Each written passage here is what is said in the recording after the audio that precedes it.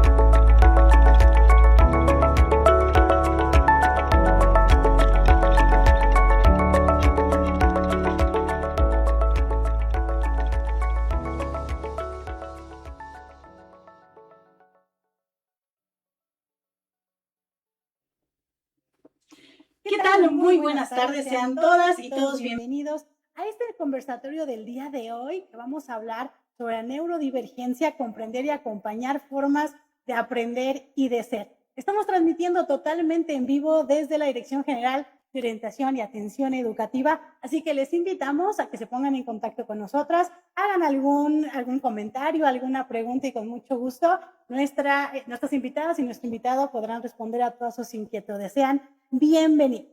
Y fíjense que hablar de neurodivergencia hoy en día pues implica justo una realidad cada vez más visible y más urgente. Tenemos aquí datos muy interesantes, por ejemplo, si hablamos del trastorno del espectro autista, de acuerdo con especialistas, la prevalencia de este trastorno es 1 de cada 160 niños a nivel mundial, presentándose entre 4 y 5 veces más en hombres que en mujeres. En México, por ejemplo, se estima alrededor de 400,000 niños que viven con esta condición, pero solamente 1 de cada 115 es diagnosticado. Esto, por supuesto, pues hace evidente. Fue fundador y encargado del Servicio de Atención a la Neurodiversidad y Consejo Breve de la Facultad de Psicología de nuestra UNAM. Cuenta con experiencia en la atención, diagnóstico e intervención de neurodivergencias en todas las edades, brindando acompañamiento a consultantes y familiares en estos procesos terapéuticos. Bienvenido, maestro. Muchas gracias por la invitación. No, al contrario, a ti por estar aquí. También tenemos a una queridísima compañera, la maestra Marina Estrella Chávez. Ella actualmente trabaja también aquí en nuestra UNAM, es encargada del Departamento de Comunicación Social de la ENSID y ahora viene como mamá de un adolescente que tiene un diagnóstico de trastorno de déficit con atención. Y por último, y no menos importante, nuestra voz joven de la mesa, tenemos a Andrea Jiménez Zárate Bernal. Ella es estudiante de la carrera de Psicología y, bueno, ella está aquí por tener un diagnóstico de trastorno del espectro. Bienvenida. Muchas gracias. Y bueno, pues vamos a empezar con este tema tan interesante. Por favor, háganos saber sus inquietudes, sus preguntas a través del chat y con mucho gusto las podemos dirigir a nuestros panelistas. Hablando un poquito, maestro, en palabras muy sencillas, ¿qué podemos entender por una persona neurotípica y una persona con una neurodivergencia? Ok, pues bueno, inicialmente buenas tardes a todos, muchas gracias por la invitación y vamos a intentar de una manera muy sencilla entender pues que el día de hoy estamos en una época donde todo es neuro y entonces podemos entender la banalidad del término neuro refiriendo propiamente al cerebro. Sin embargo, dentro de lo que nosotros conocemos como neurodivergencia, vamos a entender como un conjunto de conductas, alteraciones que nota la sociedad del funcionamiento normal o esperado que debería tener una persona en diferentes esferas. Puede ser principalmente, y lo platicaremos a lo largo de esta charla, el tema escolar, porque es la primera referencia por el cual todo el mundo llega a estos términos. Y entonces es ahí cuando se hace esta diferencia entre todas esas personas que funcionan de manera diferente y que esto puede llegar a ser caótico para adaptarse. Y es ahí cuando entendemos el tema neurodivergencia. Pero dentro de la transición entre neurotipicidad y neurodiversidad vamos a entender esos puntos. Lo neurotípico sería lo esperado esperado. Pero la neurodiversidad es un movimiento social que al día de hoy nos pretende decir o nos dice que hay diferentes maneras de procesar el contacto que tenemos con todo el medio. Y entonces esa neurodiversidad es válida, todos. Hay personas que les gusta aprender leyendo, debatiendo, escuchando cosas, haciendo diferentes, y no por eso cada una de esas situaciones es inválida, simplemente son diferentes maneras. Pero ¿qué pasa cuando muchas de estas conductas atípicas o no esperadas se conjuntan y ya tenemos un problema de adaptación? O sea, por más que las personas quieran, no se adaptan a diferentes esferas, y es ahí cuando tenemos el término de neurodivergencia. Entonces es una transición como por niveles para entender cómo es que funcionamos en la adaptación. Claro. Básicamente sería eso. ¿Y esa neurodivergencia requiere un diagnóstico, maestra? Formalmente sí, podríamos hablar de términos de sociología, donde justamente podemos entender los movimientos sociales, desde movimientos de mujeres, movimientos de orientación sexual, y así sucesivamente hasta llegar a este término del reconocimiento. El reconocimiento es una identidad, y la identidad necesita un nombre. Y ese nombre por lo regular es las personas que sí se asumen como diferentes, pero necesitan ponerle un nombre, un apellido a eso que pasa. Y entonces ahí entendemos, y creo que lo vamos a platicar en un ratito, que no somos entes aislados, no solamente somos un trastorno por déficit de atención, sino somos un trastorno por déficit de atención e hiperactividad, más rasgos de autismo, más trastorno de ansiedad generalizado, más distimia o diferentes cosas en las cuales vamos a entender que es donde las personas buscan ese término de la identidad. Y entonces, por ejemplo, dentro de la parte de sociedades, me dirijo a la persona que vive con autismo, y si se pregunta a la comunidad de autismo, no, es que yo no vivo con autismo, yo soy autista, un rasgo de identidad. Okay. Entonces es muy diferente al tema patológicos de salud mental, sino justamente un tema de identidad donde las personas, tanto la familia como los mismos estudiantes o personas adultos, buscan estos rasgos a cómo referirse a este cuadro en concreto. Claro, ok, muy, muy interesante. Y por ejemplo, en tu caso, Marina, ¿cómo fue que empezaste a ver estas señales y cómo fue el proceso de diagnóstico de tu pequeño? Pues muchas gracias por la invitación, gracias por la confianza también. Bueno, efectivamente, yo tengo un pequeño ya diagnosticado con un trastorno que se llama TDA. Y bueno, este trastorno a mí me hizo que yo fuera a visitar a un especialista.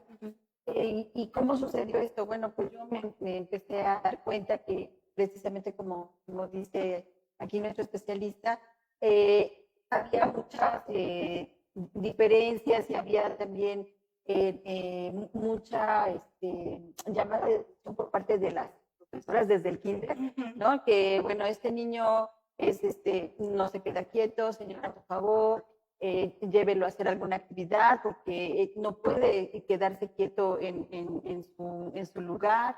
Y entonces era mucha problemática. Cuando son muy chiquitos, dice uno, bueno, pues es natural que un niño esté explorando, que esté jugando, que no se concentre, que no siga indicaciones, ¿no? Pero bueno, pues conforme fue pasando el tiempo y los grados, avanzando los grados escolares, pues esta conducta no seguía repitiendo. Entonces, yo, bueno, ya conocía un poco lo que era de atención, entonces me atrevía a llevar a mi hijo a hacer precisamente esta prueba de diagnóstico para ver si él era candidato a este trastorno, ¿no? Entonces, bueno, pues sí, efectivamente, en un proceso, en una terapia, se le aplicaron ciertas pruebas y bueno, pues sí fue un diagnóstico de TDA. Y cuando escuchaste justo TDA, neurodivergencia, ¿qué significó para ti? Pues por una parte sí fue un descanso, porque ya sabía yo exactamente qué estaba sucediendo, ¿no? Antes de saberlo no sabía qué pasaba, si tenía alguna otra situación. Pasé también con diagnósticos como es que es kinestésico, ¿no? Es kinestésico, no es que no necesita reglas, no es que necesite estructura, ¿no? Entonces, estar diagnosticándolo uno mismo te lleva a muchas incertidumbres. Y ya con un diagnóstico, bueno, entonces ya descansas y ya empiezas a trabajar en ello. Entonces, eso fue lo que a mí me dio este diagnóstico, una cierta tranquilidad. Cierta tranquilidad, claro, y también de saber que puede ser acompañado, ¿no? Que puede ser guiado, que poco nos digan qué hacer, ¿no? Al respecto, cómo poder acompañarlo y ayudarlo. Claro. En tu caso, Andrea, tú, por ejemplo, ¿cómo explicarías tu forma de aprender a alguna persona que no sabe de estos temas? Porque de pronto pues, la gente no está muy empapada, ¿no? De qué es la neurodivergencia, ¿no? De qué es el espectro autista. Para ti, ¿cómo explicarías tu forma de aprender a alguien que no conoce? Pues yo veo el neurodivergencia, en mi caso, yo como simplemente un cambiado. Porque además entre autistas también somos diferentes. O sea, ningún autista es igual a otro autista. Son como estrellas en el cielo, nunca vas a encontrar uno igual. Entonces, simplemente tenemos un cableado distinto cada uno. Entre todas las personas tenemos cableados distintos. Y según este cableado necesitamos cosas diferentes. ¿Sí? Por ejemplo, los autistas necesitamos acomodaciones en base a nuestro perfil sensorial. Igual, el perfil sensorial de cada autista es diferente. O sea, ningún autista tiene las mismas necesidades que el autista. Algunos pueden buscar más el sonido o los estímulos, o otros, como yo creo, que buscan espacios más limpios, menos sonidos. Entonces, sí, realmente yo lo veo como un cambiado en tu cerebro y te acomodas tu vida en base a lo que tu cerebro necesita. No es mejor ni peor que otro, simplemente es un cambiado distinto. Claro, qué interesante, ¿no? Esta metáfora que haces sobre el cableado, ¿no? Y tiene mucho sentido ya que nos lo explicas de esa manera. Y hablas un poquito sobre, bueno, es que cómo se muestra también la neurodivergencia en lo social, ¿no? Por ejemplo, no sé, las series de televisión, ¿no? Que dicen, pues a lo mejor es alguien que se le va la mirada, que no tiene un contacto visual, o que no es alguien que tiene discapacidad intelectual, también puede haber, ¿no? Una doble excepcionalidad en ese sentido.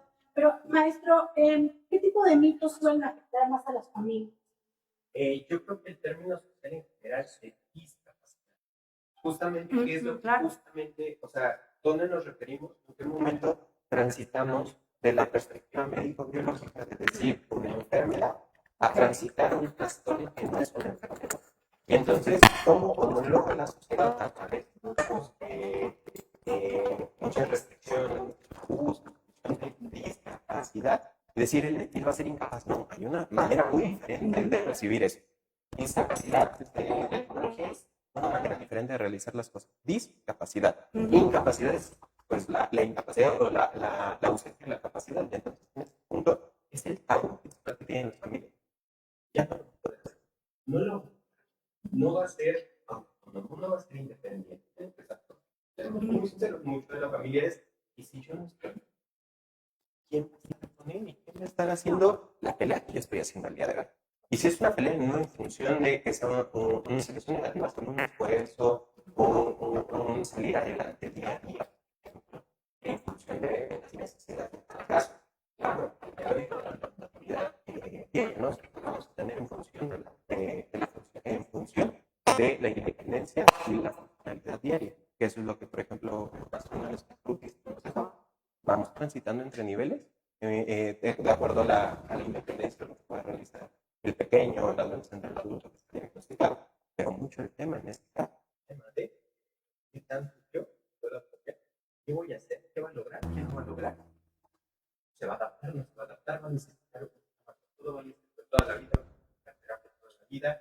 Y entonces, necesitamos nosotros, los terapeutas en general, neuropsicólogos, terapeutas, psiquiatras, neurólogos incluso, en decir, bueno, dentro de esta situación de ser diferente, las pautas terapéuticas nos van a ayudar en estos casos, la pauta farmacoterapéutica nos va a ayudar a estos casos, pero vamos a tener siempre una constante. Si el pequeñito, y considerando el TDAH como el trastorno, la neurodivergencia más típica, si el pequeñito vive con este grado de atención y la sociedad pide que tenga este grado de atención, yo no le puedo exigir que haga eso. Y entonces hay la discapacidad.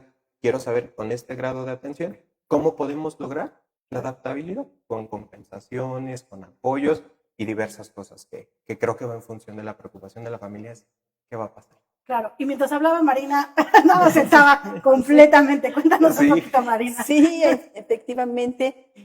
efectivamente, cuando yo me doy cuenta que sí tiene un trastorno y que cuando se hace este diagnóstico me dicen, bueno, es que tiene todos, digamos, tiene palomita en todos, está bien, pero hay un factor que determina que esto sea un TDA, que es la intolerancia, ¿no? Y la intolerancia estaba totalmente disparada y me dicen, entonces sí es un TDA. Y efectivamente, como lo decía, aquí nuestro especialista, la verdad es que sí uno da acompañamiento como familiar, pero sí queda esa duda, ¿lo logrará? ¿No lo logrará? ¿Hasta cuándo voy a estar yo? Yo creo que yo voy a estar hasta la licenciatura, sí, hasta la licenciatura acompañándolo, pero bueno, conforme va pasando el tiempo y estas adaptaciones que van logrando, poco a poco los va uno soltando y va teniendo uno esa tranquilidad, o sea, sí hay forma de que ellos vayan siendo más autónomos. Yo, por ejemplo, al principio sí yo no tenía yo esperanza, yo decía, no, es que yo creo que yo todo el tiempo voy a estar atrás de él, ¿no? Pero no, conforme han pasado los grados, él solito ha ido aprendiendo a autorregularse. Todavía, bueno, no está totalmente autorregulado todavía, pero pues tiene sus logros, sí, tiene sus logros. Buenísimo. Y en tu caso, Andrea, ¿alguno de estos mitos se ha hecho presente con tu familia, por ejemplo? Pues retomando un poco lo que dicen sobre la reacción de los padres, en mi caso, pues yo tuve un diagnóstico tardío. Se considera tardío después de los 18 años. Fue difícil para mi familia aceptar que yo era autista. Directamente primero lo negaron. Luego tenían pues todas estas ideas televisivas de lo que es ser un autista. Entonces era como de, no puedes tú ser, porque tú hablas y tú me miras a los ojos y tú estudias y eso, o sea, no puede ser. Fue un proceso complicado, todavía estamos en ese proceso, tiene unos 4 años que recibí mi diagnóstico más o menos, y pues ya han aceptado que está ahí, pero hay cosas de mi vida diaria que todavía dicen, no, esto lo estás exagerando, esto lo estás fingiendo, esto no lo hacías antes, que eso también pasa mucho, ¿no? Que si reciben un diagnóstico tardío, a veces pasa que dejamos de hacer masking. Masking es lo que hacemos para aparentar que somos normales.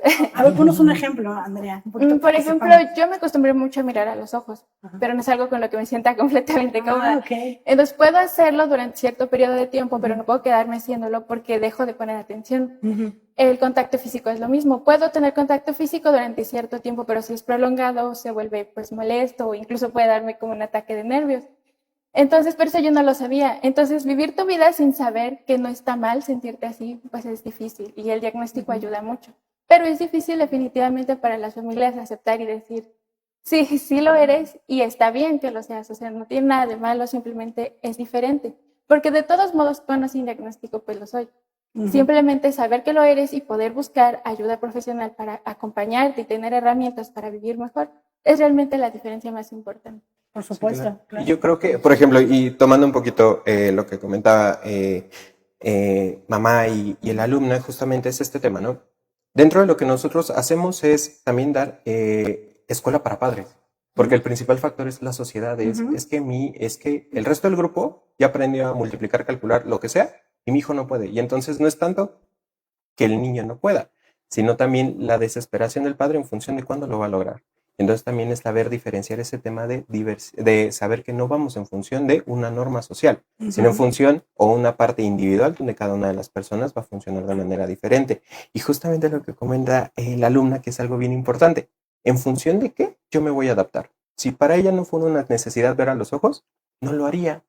Si en función para justamente no tener un grupo social para convivir día a día, tampoco se aborda en terapia porque no es mi necesidad social, es la necesidad individual de cada uno de estos pequeños en cualquier situación, en cualquier edad, saber cuáles son las situaciones específicas que ellos necesitan, para qué pelear en función de una norma social, si lo que ellos quieren es muy diferente. Por supuesto, Ujú. pero a veces como papás, pues estamos, ¿no? Superditados a esas expectativas, ¿no? Y en las reuniones del colegio, es que su hijo no ha avanzado porque siempre es comparado, ¿no? Con todos y todas las demás. Y en ese sentido, como mamá uno dice, chin, algo no estoy haciendo bien, que tal vez mi niño o mi niña no está avanzando cuando, ¿no?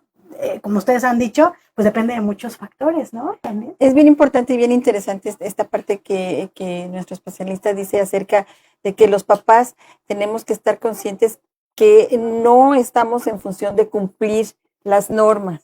Y eso es bien importante como papás y también para los chicos.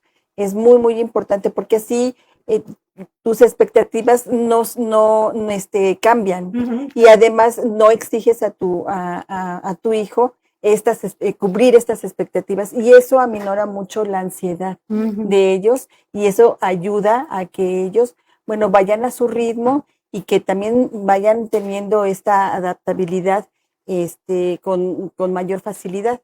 Porque si tú como papá también te pones a exigirles y también quieres que ellos agarren el ritmo y que vayan al mismo nivel que sus compañeros, pues es mucho más complicado para los estudiantes poder superar o adaptarse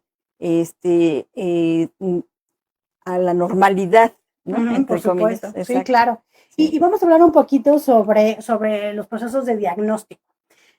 Usted, maestro, ¿qué nos podría recomendar en cuestión de este tipo de procesos diagnósticos? ¿Cuándo es importante llevar a mi hijo o a mi hija? ¿Qué esperar del diagnóstico? Cuéntenos un poquito. Ok, lo primero es saber que el principal fuente de información es la escuela. Ningún caso en pequeños, o muy raro, en realidad son muy, muy pocos, es como yo familiar, yo mamá, papá, tío, abuelo, noto que hay algo diferente, raro en él. Y es cuando lo llevan por el especialista, ¿no? Primero, problemas de conducta emocionales, psicólogo. Y ya el psicólogo, pues obviamente dentro de estos factores de decir que sí puede ser, pues lo manda directamente al segundo grado, que somos los clínicos diagnósticos. En este caso puede ser un neuropsicólogo, un paidopsiquiatra, un neuropedia, que son justamente quienes realizamos la parte diagnóstica desde diferentes perspectivas. Pero por lo regular lo que siempre va a pasar es que llegan, es que la escuela me manda. Canalizados, sí. Sí, la escuela dice que ABC, ok. Pero bueno, inicialmente ese ABC que notan ustedes, lo notamos cuando está fuera de la escuela. ¿Qué hace en casa? ¿Qué hace con sus amigos? ¿Qué hace con sus tíos? Al final del día, una neurodivergencia no es aislada a un círculo social específico, no solo es en la escuela. Debe de ser visto a diferentes esferas como una parte de un todo. Y eso es importante que lo tengamos como presentes, puesto que al final del día la parte clínica diagnóstica nos va a decir que debe ser algo sistémico en varias esferas para poder ser considerado un problema o un probable trastorno, si lo vemos desde esta perspectiva. Entonces, dentro de eso sí es importante contactar especialistas dentro de la conducta que nos puedan ayudar con los criterios clínicos, y si en dado caso requerimos el apoyo farmacoterapéutico, derivar para contribuir al diagnóstico, porque eso es muy importante. Claro. ¿Qué ventajas tendría un diagnóstico a tiempo y acertado además? Justamente lo que platicamos hace un ratito, tener como esta parte, si lo vemos dual, que todo es válido. Pequeños que yo he visto durante mucho tiempo con el tema farmacológico y nunca van a terapia, pequeños que solo asisten a terapia y pequeños que van en conjunto. Ambos suman, pero al final del día el punto es, conforme un diagnóstico más temprano, podemos predecir cómo van a ser los comportamientos en etapas posteriores. Lo que yo siempre comento a mis consultantes y pequeñitos que he conocido desde muy pequeños, desde 6, 7 años y el día de hoy ya van a transitar a la prepa, es, sí puede que yo te doy un diagnóstico, esto va a suceder, esto va a pasar, pero cuando pases a la prepa, vamos a tener un problema y necesito acompañarte. O cuando transites en estas cosas y se van anticipando las situaciones. Pero es que entonces va a estar en terapia toda la vida. No, vamos a ir acompañando ciertas situaciones que nos permitan adaptarse a lo que él necesite. El pequeñito se va a adaptar a lo que los padres y la escuela dicen. Eso es un hecho. Eso es un hecho. Pero ya cuando son adolescentes o cuando ya tenemos una adultez temprana, obviamente la perspectiva cambia. Va a ser lo que él quiera y lo que él decida adaptarse hacia donde tenga que ir. Y entonces el punto de un diagnóstico temprano es irlo acompañando en estos cambios que pueden ir en muchos factores biológicos y sociales que son increíblemente diversos. Y como ya habías mencionado también, pues acompañar también a la familia, no nada más al niño o la niña, ¿no? También toda la familia Claro, necesita y es este que ahí el acompañamiento. problema es eso, ¿no? O sea, tenemos un abanico muy grande, como lo mencionabas al inicio de la charla, de neurodivergencias. Pero después de los 10 años viene el tema emocional, que también son neurodivergencias. Claro. Y entonces ya no solo es que el pequeñito que vive con TDAH solo se la pase brincando, no presta atención. Es que ahora tiende al sobrepensamiento y ahora tiene rasgos de ansiedad. Ujú. La comunidad autista que tiene justamente esta diversificación en reciprocidad social o en la manera que interactúa con la sociedad, ya no solo es eso, ya en la adolescencia y venimos con el tema de rasgos depresivos. Entonces se suman cada vez más cosas y es justamente predecir cómo es que puede avanzar esto, no como un factor de enfermedad, sino como un factor de qué esperamos como estos rasgos de desadaptación que pueden llegar a tener. Por supuesto. En tu caso, Marina, ya nos contaste un poquito cómo llegó el diagnóstico, pero cuéntame un poquito cómo o de qué manera ese diagnóstico o lo que hizo la persona que hizo el diagnóstico ayudó a que tú sintieras menos ansiedad o te sintieras como acompañada durante todo este proceso. Sí, bueno, ya cuando fue el diagnóstico, entonces empezamos ya a trabajar en las estrategias y en empezar a conocer las características de este trastorno, ¿no? Y cómo podíamos mejorar la situación de mi hijo en la escuela, en lo social, en varias esferas. Y bueno, pues lo primero fue precisamente bajar esa intolerancia, platicando con él, haciendo ejercicios acerca de cómo reaccionar, ¿no? Por ejemplo, cuando tenía estos arranques de intolerancia, de mucha frustración, ¿no? Porque no lograba hacer las cosas, entonces explotaba, le daba mucha ansiedad, le daba mucha frustración y entonces dejaba de hacer las cosas, ¿no? O sea, si tenía que hacer alguna manualidad y no lo lograba, entonces lo primero era abandonarlo, ¿no? Entonces, empezamos a tener mucho acompañamiento con él, ¿no? Para que, bueno, esas instrucciones que le costaban tanto trabajo, porque, bueno, un trastorno como el TDAH dificulta el entendimiento de los estudiantes cuando hay muchas instrucciones, ¿no? Entonces empezamos con varias estrategias, como por ejemplo, dar instrucciones una a una, ¿no? O sea, no podemos darle 2, 3 instrucciones al mismo tiempo, ¿no? Sino ir uno a uno, ir acompañando para que vaya haciendo y estructurándose poco a poco. Y con eso, bueno, pues él bajará esa intolerancia y no dejara de lado las actividades que tenía que hacer. Entonces, todas esas estrategias, esos pequeños pasos que fuimos día con día, terapia con terapia, poniendo en práctica, eso ha estado ayudando mucho, claro. exacto, para que vaya mejorando Claro. en su carácter, sí. Por supuesto. En tu caso, Andrea, ya nos contaste que recibiste un diagnóstico tardío. ¿Cómo cambió tu vida desde que te diagnosticaron? ¿Es exactamente lo mismo? ¿Hubo algunas mejoras? ¿Cómo lo vives? Me gustaría un poco retomar lo que hablaba el especialista sobre diferentes diagnósticos, porque justo le pasa mucho a las mujeres autistas que reciben diagnósticos de trastorno de la personalidad límite, ansiedad generalizada, y a veces sí viene, o sea, la comorbilidad del autismo con esto, pero pues se genera debido al masking, a la depresión que genera las expectativas sociales, pero yo recibí muchísimos diagnósticos, bueno, no diagnósticos porque no se me hizo una evaluación formal antes de la evaluación formal de autismo, pero recibí trastorno de ansiedad generalizada, trastorno ansioso depresivo, trastorno obsesivo compulsivo y muchísimos. Y al final ningún tratamiento de esto realmente estaba haciendo nada. Ansiedad social definitivamente, casi siempre viene cuando tienes autismo. Pero es mucho por los estereotipos justo que hay sobre lo que se espera que sea un autista y las mujeres pues no se ven como un autista hombre, y ni las mujeres ni los hombres se ven como Sheldon Cooper o ningún personaje de la televisión. O sea, puede pasar, porque los autistas somos muy distintos, pero no es lo usual. Entonces, cuando yo fui la que dije, ok, me voy a acercar y yo busqué el diagnóstico.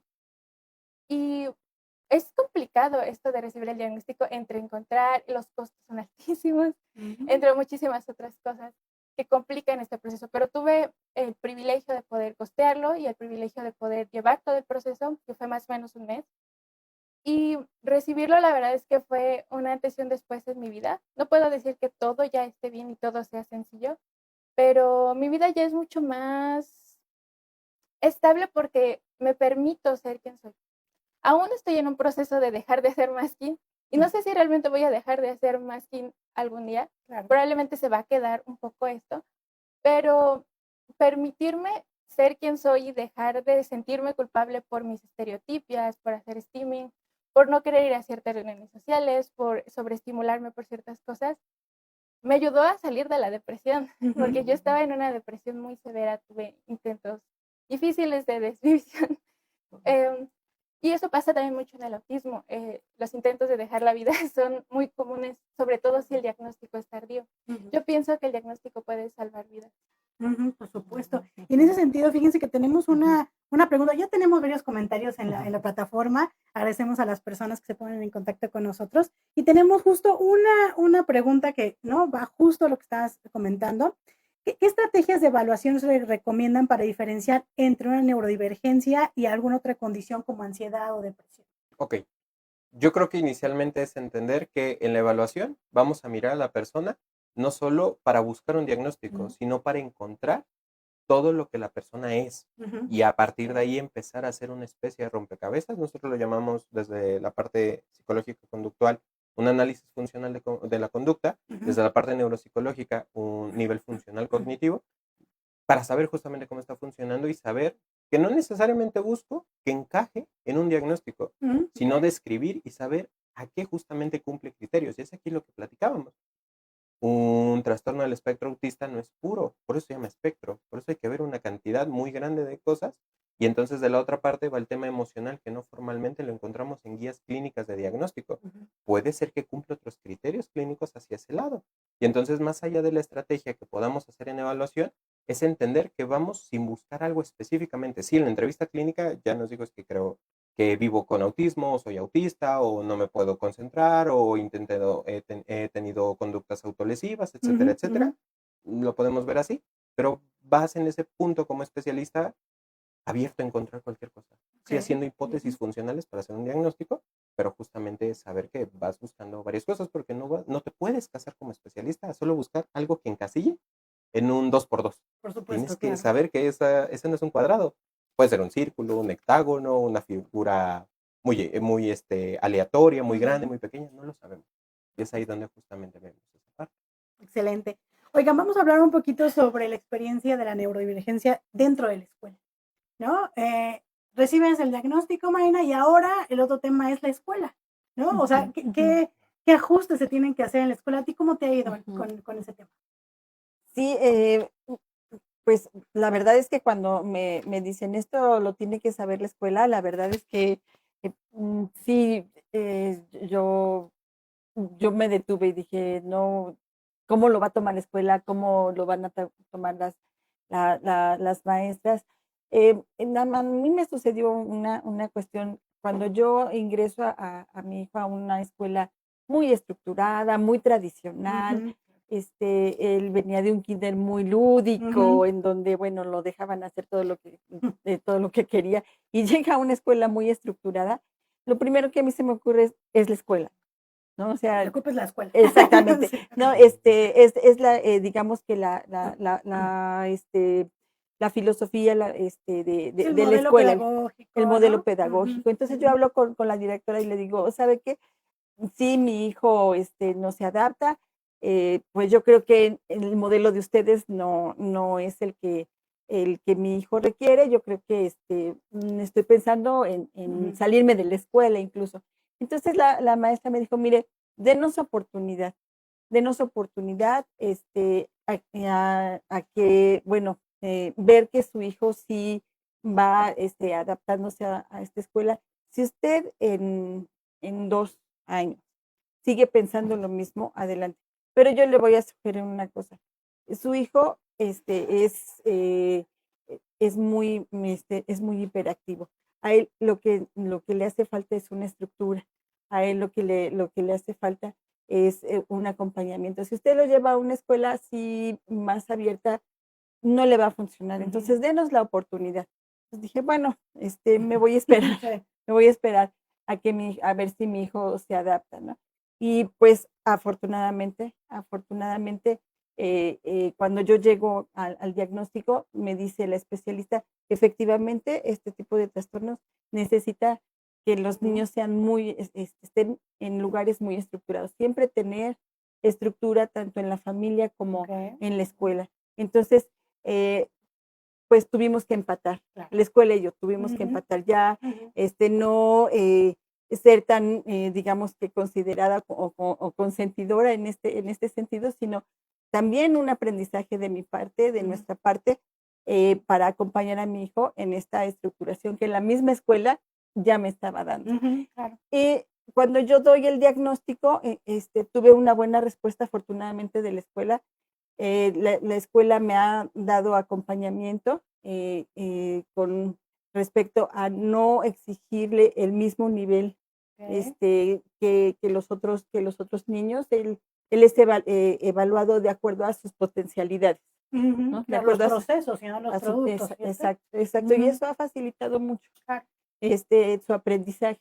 Ujú. También, bueno, no podría decir que ha sido miel sobre hojuelas en la Claro, escuela. claro, No por todas, supuesto. no todos los profesores han comprendido esta Ujú, situación, claro. ¿no? Porque, bueno, pues para los profesores e incluso para sus compañeros que tienen un alto rendimiento académico, su compañero es un flojo, su Mm, compañero es un burro, ¿no? ujú, Y ujú, entonces problemático, sí, es un problemático. sí, sí, sí. Entonces, pues el que la profesora esté enterada, también eso ayuda Ujú, para apoyarlo y que este bullying que le hacen por ujú, ser claro, flojo, por ser sí, sí. problemático y todo esto, él vaya superando ese tipo Ok. de acciones, ¿no? Entonces, él ha aprendido ahora que cuando hay algo que le parece que es injusto, que no, que no, que está, mm, digamos que enjuiciado mal, Ujú, sí, sí, sí. él ha aprendido a hablarlo Ok, y expresarlo, a claro. expresarlo y a defenderse, Ujú, ¿no? Y ok. hablarlo con la maestra, y si esa maestra no lo entiende, va con otra maestra y lo Ujú, explica, ujú, y no se queda con ese mal sabor, ¿no? claro, ok. Entonces, pues eso ha ayudado, el tener Ujú, mucha comunicación con él, el que él me diga, ¿sabes qué? La maestra no me está comprendiendo, yo sí hice mi esfuerzo, pero la maestra no me está comprendiendo. Entonces, es un trabajar e ir de la mano con la escuela, y si la escuela, yo creo que a la escuela también le interesa saber los perfiles de cada claro, pero alumno, sí ¿no? poder hacer ciertos ajustes, me imagino, Exacto, ¿no? exacto, Claro. exacto, para ayudar a los estudiantes. Ujú, Entonces, yo creo y me gustaría pues dar este mensaje a los papás que tienen este tipo de características con sus hijos. ujú, Acercarse a la escuela les va a ayudar mucho a claro. sus hijos y a nosotros como Y es que a papás veces también, cuando ¿no? ya es queja tras queja tras queja, más bien lo que hacemos Ujú. es alejarnos, ¿no? O sea, Sí, ya no voy a las reuniones, ¿no? De todas las familias, ya no voy a las sí, evaluaciones, porque sí, de buena manera, pues hay cierto miedo a que me estén dando queja y queja y queja, ¿no? Entonces, exacto, la invitación es acercarse mejor y trabajar en conjunto, ¿no? En exacto, colaboración siempre. exacto. En su caso, maestro, ¿qué ajustes o apoyos harían una diferencia real dentro de las aulas? No, yo creo que el principal factor es uno, Ujú, concientizar ¿ok? y sí hacer una buena inclusión.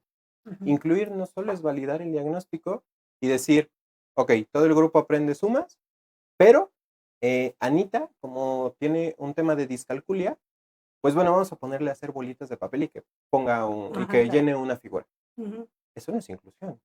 eso en función es un aspecto de segregación. Sí está dentro del grupo, pero está haciendo algo diferente. Ujú. Y entonces es ahí donde el pleito de muchos neuropsicólogos de la comunidad de neuropsicología en función de las escuelas es cómo vamos a lograr estas pautas de adaptación curricular en Ujú. función de, ok, la escuela nos tiene que apoyar con cuáles son los objetivos de conocimiento o habilidades que él tiene que responder en este año escolar y ayudarle nosotros en la parte terapéutica y mandarle recomendaciones de cómo trabajar con ciertas cosas a lo largo del tiempo. Por ejemplo, Ujú. es una gran chamba la cual se hace porque, bueno, podemos empezar de muchos aspectos. Por ejemplo, eh, escuelas públicas de 45 50 alumnos, Claro. escuelas privadas que también podemos 20 o escuelas muy especializadas de 5. Invariablemente el número de alumnos es también cómo vamos a apoyar en función de eso que es una variable para nosotros. Nosotros no le vamos a decir a la familia, híjole, esta escuela no le va a servir, pero le recomiendo esta. Cuesta 25,000 pesos al mes, pero le vaya a Claro, adorar a su sí, hijo. sí, sí. No, o Está sea, buenísimo. tampoco vamos a recomendar Por eso en supuesto. función porque eso Claro. no es la cura o Ujú, la ujú. resolución del problema. Y no es viable a Y no veces, es ¿no? viable, o sea, Tampoco. en realidad ese es el Ujú. tema, poder Claro. concientizar y también platicar con los profesores, con los Ujú. maestros y con el grupo, porque incluso Sí. entre los pequeñitos, y justamente hablando de pequeños y adolescentes, hay mucha violencia dentro de las Sí, nos maneras decía diferentes. Marina, ¿no? Que de pronto Ujú, hay acoso, hay bullying. ujú. Oigan, y hay una pregunta que tiene que ver con las escuelas públicas. Nos dicen, ¿existe algún documento legal o normativa donde las escuelas públicas tengan la obligación de implementar algún programa o estrategia con niños con TDA? Dentro del gobierno de la Ciudad de México, Sí. sí, ¿por qué? Porque se considera una discapacidad psicosocial. Ok. Y entonces, ante la normatividad gubernamental, sí debe de haber adaptaciones Ujú. justamente para los procesos educativos, al Ok. menos dentro de la regulación de la Ciudad de México. De Ujú, hecho, por se supuesto. considera. Y Ujú. es justamente aquí, pues, un poquito del chismecito, es justamente el punto de muchas personas buscan un diagnóstico para adquirir un apoyo gubernamental Claro, y en el cual pues, obviamente les dan apoyos claro, claro. gubernamentales, que es un apoyo para medicamentos, terapia, lo que sea, pero justamente el ya ser una discapacidad psicosocial se considera algo obligatorio poder apoyar en el cumplimiento de objetivos académicos. Ujú. Vamos al punto. ¿Qué tanta disposición puede haber por parte de Claro. escuelas, directivos en general con muchas situaciones? Pero nosotros hacemos nuestro trabajo para que los pequeñitos, adolescentes y adultos se logren adaptar en función de todas las esferas. Ujú. Y cuando se entregan algunos diagnósticos, ¿también hay recomendaciones para las escuelas? ¿También Sí, las incluyen? sí, en pequeños Ok. se tiene que hacer porque en realidad es ok. Ujú, Tienes un pequeñito que vive con TEA, TEA grado 1, ujú. más rasgos de TDAH y ansiedad infantil, ¿no? Ok. Ok, mandas tu reporte, que son 8 o 10 cuartillas, dependiendo de cada especialista, y tus 5 o 6 cuartillas de vamos a trabajar esto así, Ok. si se mueve vamos a trabajar esto, tiempos fuera, un lugar blanco para poder trabajar, vamos a Ujú. trabajar con ajustes de conocimiento, si tiene pautas de disgrafia, disortografía, vamos a reforzar esto. Y es ahí donde viene toda esta situación de trabajo extenso para trabajar con las escuelas. Claro, porque a veces las escuelas podrían tener argumento, hijo, no tenemos personal adecuado, ¿no? Para trabajar estos temas, pero quizá con estas recomendaciones se puedan hacer Ujú, ciertos ajustes que a lo mejor no implican, ¿no? Mayor ujú, esfuerzo, mayor trabajo extra, ¿no? Para el cuerpo docente y que se puedan llevar a cabo y eso pueda, ¿no? ujú. Como ayudar en la estructura. Para Andrea, una pregunta, te hacen Andrea, el público. ¿Qué estrategias has podido desarrollar para adaptarte o sentirte como más cómoda, sobre todo aquí en el ámbito escolar? Cuéntame. Mm, En el área escolar, yo estuve con tratamiento farmacológico. Ujú, No diría que es para todos, obviamente, pues es que el especialista los envíe o que tú mismo te acerques y te digan si lo requieres o no. Pero a mí me ayudó, sobre todo en el área de la ansiedad, el tratamiento farmacológico. Ahora, permitirte ser, porque cuando uno está haciendo masking, pierde demasiada energía que puedes ocupar rindiendo escolarmente. Entonces, permitirte ser poco a poco, ¿sí? Sobre todo si el diagnóstico es reciente, es permitirte ser, utilizar tus adaptaciones. Por ejemplo, algo que a mí me ayuda mucho son los tapones, cancelaciones de ruido. Hay tapones especiales, hay unos que se llaman loops, que te permiten escuchar, pero no te abruma el ruido. ujú. Entonces, Ok. hacer tus adaptaciones, ya sea que estés yendo a terapia o que tú las investigas por tu cuenta, en internet hay mucha información, y tú encuentras adaptaciones que te ayuden, úsalas, que no te dé vergüenza usarlas, que no te dé vergüenza apoyarte en lo que necesites. O sea, es como una persona que necesita aparatos auditivos, una persona que necesita lentes para la miopía. Si tú no necesitas lentes de sol para la luz en interiores, Si tú necesitas tapones para oídos que te ayuden a regular el ruido en donde te relacionas, si tú necesitas fidget toys, que son juguetes sensoriales, por ejemplo, yo tengo aquí un anillo que me ayuda a mantener la concentración, no ponerme muy nerviosa. Si los necesitas, úsalos. Eso te va a ayudar muchísimo a que la calidad de tu vida mejore, que no te dé vergüenza. Lo que tú necesites para sentirte bien, no le estás haciendo daño a nadie, hazlo. Eso te va a ayudar mucho a mejorar tu calidad de vida y a rendir en la escuela. Usar tu energía es lo que importa. Claro, excelente recomendación. Oigan, ya están llegando muchísimas preguntas. Vamos a intentar de responderlas todas. Nos preguntan, ¿qué organizaciones o asociaciones son una buena fuente para diagnosticar alguna neurodivergencia? Yo creo que asociaciones, eso, bueno, Mm. conozco varias con las cuales he tenido la oportunidad de conocer a los directivos. Estemos a Papache Autismo, que es una gran asociación de la cual siento que tienen un gran aproximación. Gama Autismo también, el maestro Diego Carval, la realidad son asociaciones que yo he conocido poco a poco a lo largo de mi paso por este mundo de las neurodivergencias y justamente considerar que ellos tienen buenas herramientas. En realidad, Ok. recomendar a todas sería imposible, Claro, puesto que claro. hay muchas perspectivas, muchos Ujú. aspectos a considerar, pero bueno, al menos las que yo conozco pudieran nombrar, que yo sé su trabajo, justamente pudieran ser ellos, que la verdad he tenido esa cercanía con ellos, por ejemplo. Perfecto. Y tenemos otra pregunta. ¿Cómo puedo ayudar a una alumna con autismo grado 1 a desarrollar habilidades sociales? Ok, inicialmente, saber si el requerimiento es personal o familiar. Ok.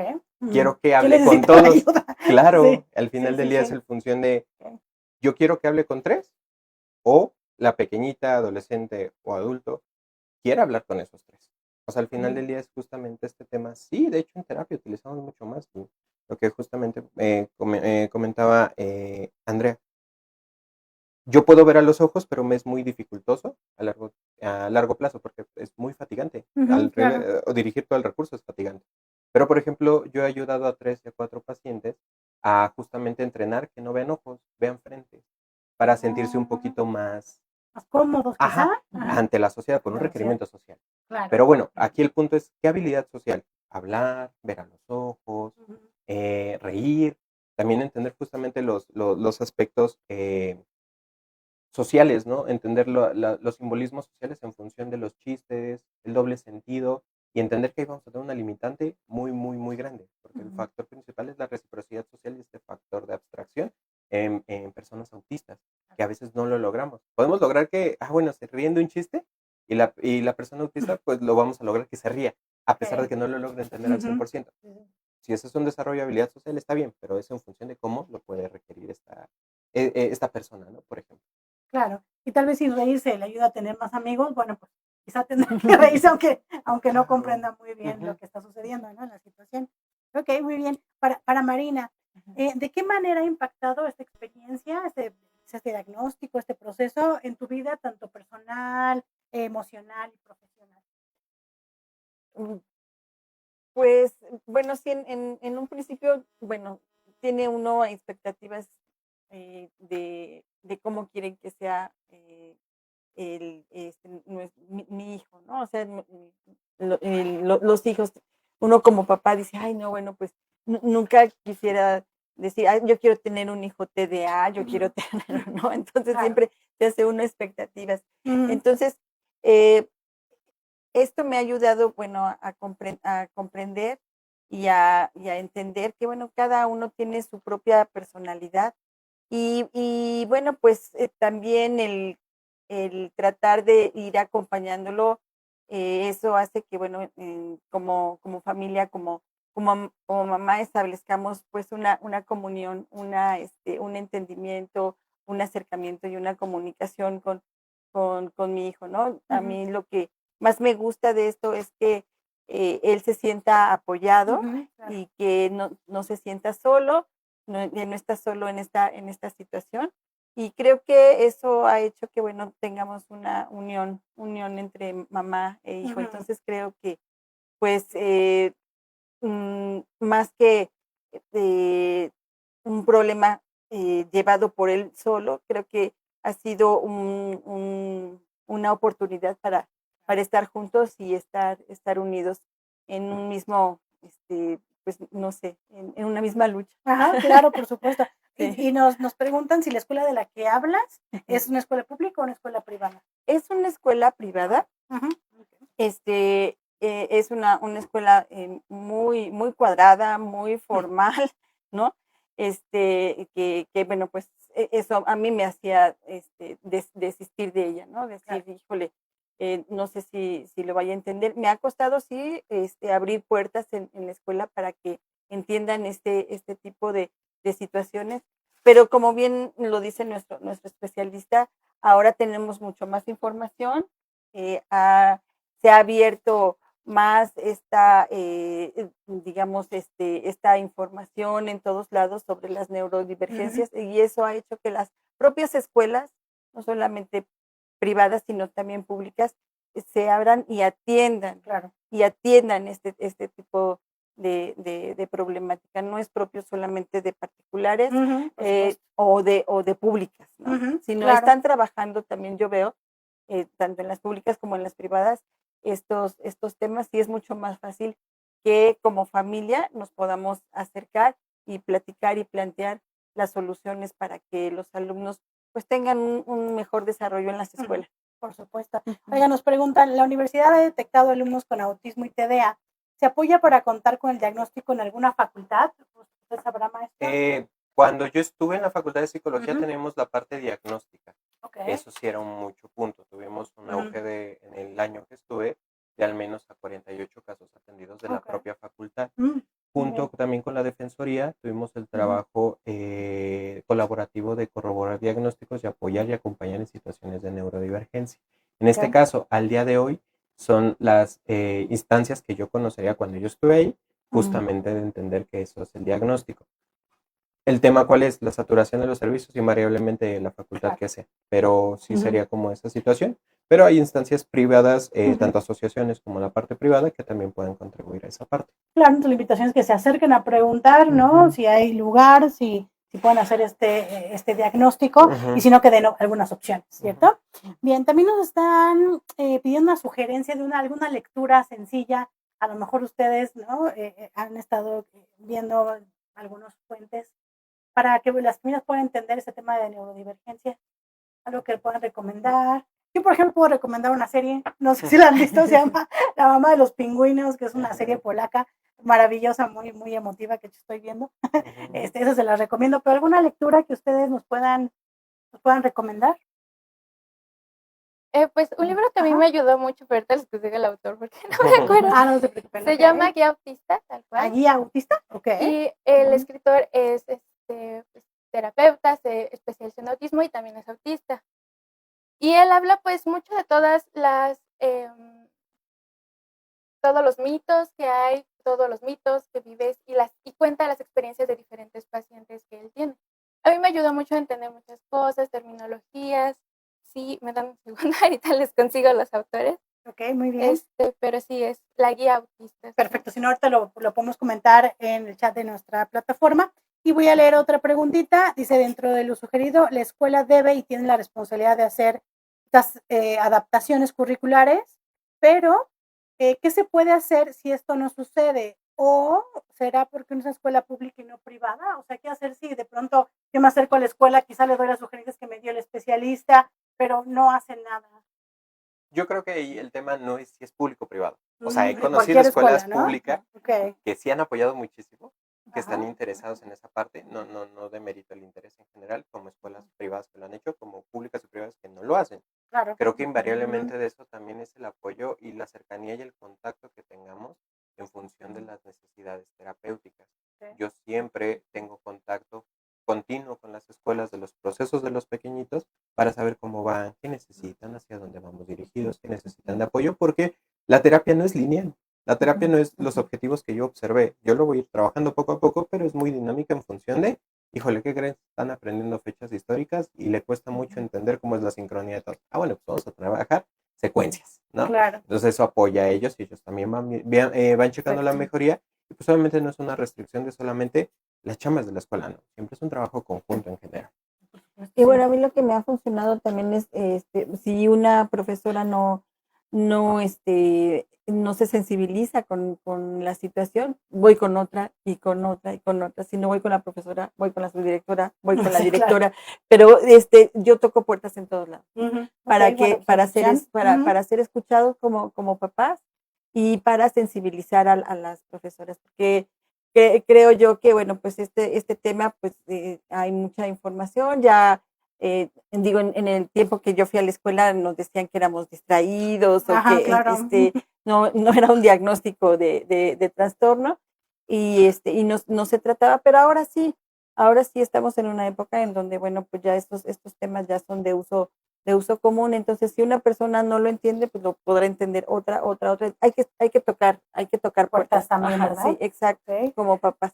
Muy bien. Oigan, pues tenemos muchos comentarios, muchos Es que yo creo documentos. que son temas taquilleros. Sí, La claro. verdad es que sí. Es que a todos nos pasa. Sí. Claro, sí, o Sí, sea, cada claro. vez Sí.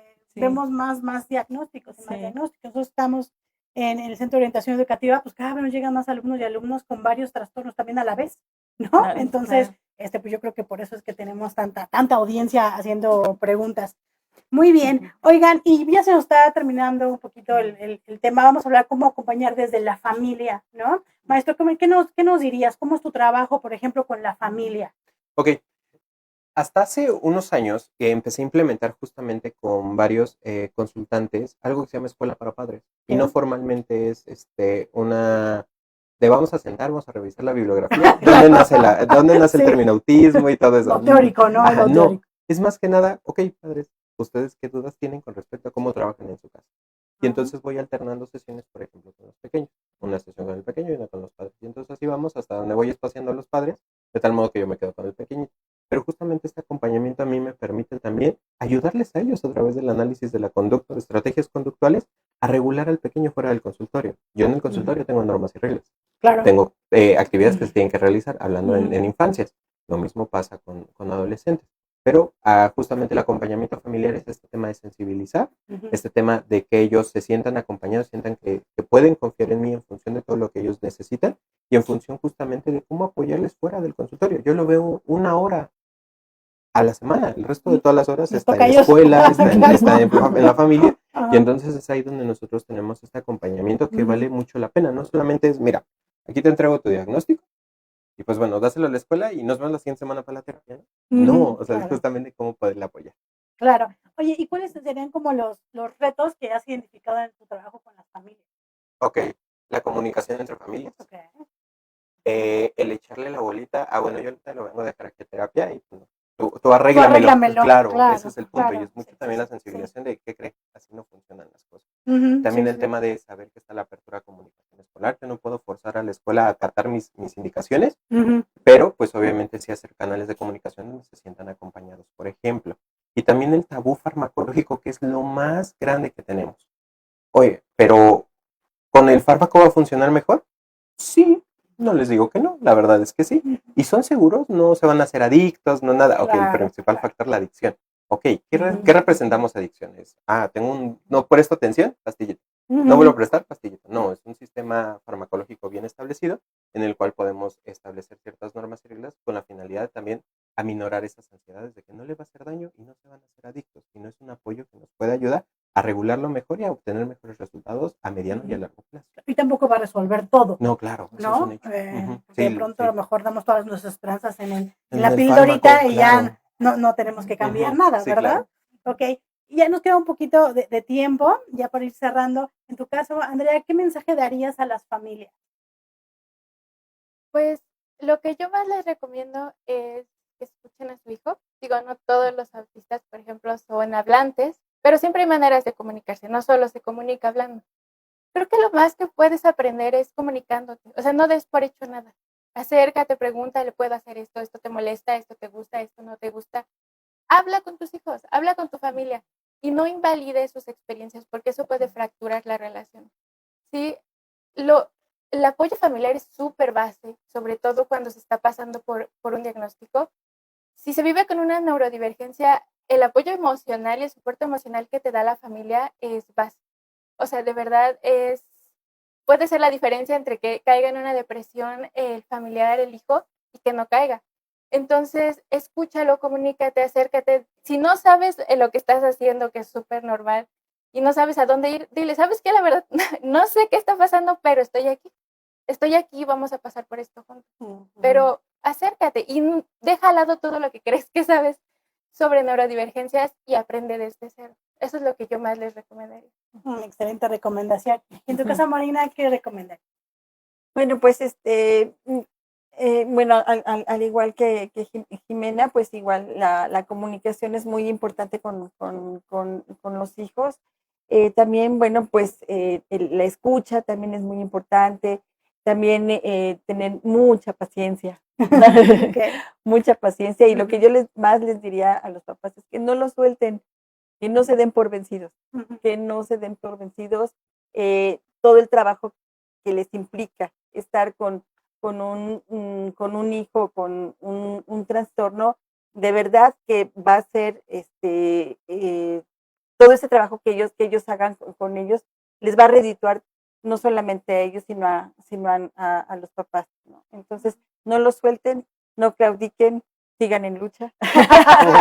Mucha paciencia, mucha paciencia y bueno, pues también hay recompensa. Buenísimo. ¿Y usted, maestro? Ok, yo lo único que les diría es ser diferente no está mal, ser diferente no es una sentencia, ser diferente al final del día es una situación de no resignarte, sino aceptar que hay diferencias y saber que estas diferencias orientan metas y objetivos a corto, mediano y largo plazo.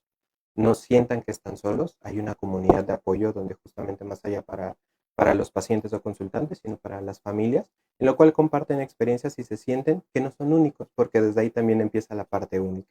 Entonces, eso solamente esa parte, ser diferente no está mal, porque es lo importante.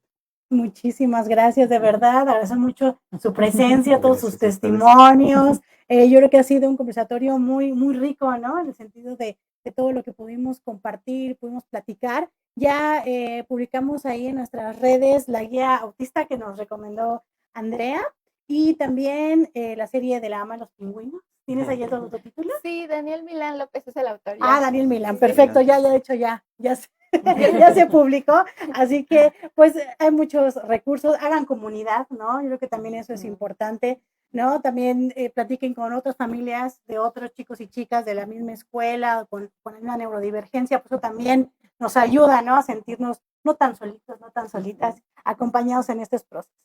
Pues bien, muchísimas gracias por su atención, nos vemos el siguiente mes con otros temas muy, muy interesantes. Para ustedes, muchísimas gracias y que tengan bonita tarde.